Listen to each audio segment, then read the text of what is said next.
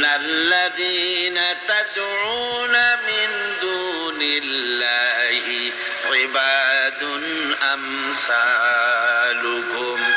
আমি আল্লাহকে বাদ দিয়ে তোমরা যার অনুসরণ করো, আমি আল্লাহকে বাদ দিয়ে তোমরা যাকে ডাকো নিজের হাজাত পুরা করার জন্য, নিজের উদ্দেশ্য পুরা করার জন্য, মনস্কামনা পূর্ণ করার জন্য, আমি আল্লাহরে বাদ দিয়ে যাদের ডাকো ওরা তোমার মতো আমার গোলাম।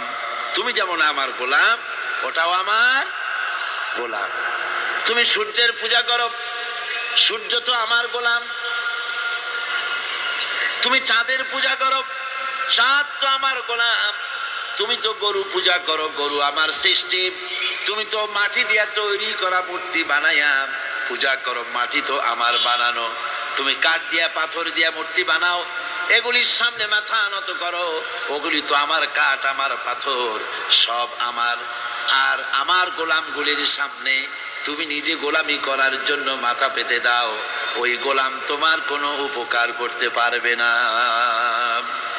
এক মুশরিক এসেছিলেন, একজন মুশরিক এসেছে একটা ভাঙ্গা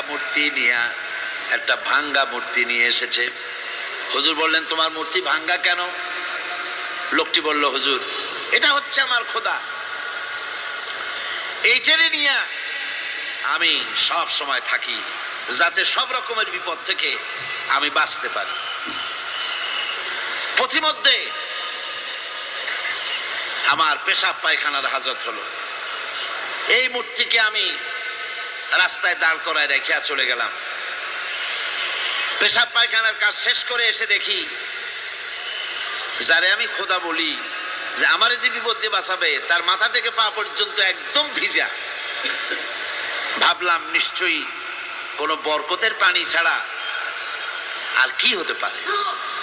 এটাকে বরকতের পানি মনে করে আমি যখন চাটা আরম্ভ করলাম, চাটতে গিয়ে দেখি কেমন টক টক লাগে, আর একটা উদ্ভট উৎকট একটা দুর্গন্ধ, অ্যাসিডের মতো ঝাঁঝালো গন্ধ।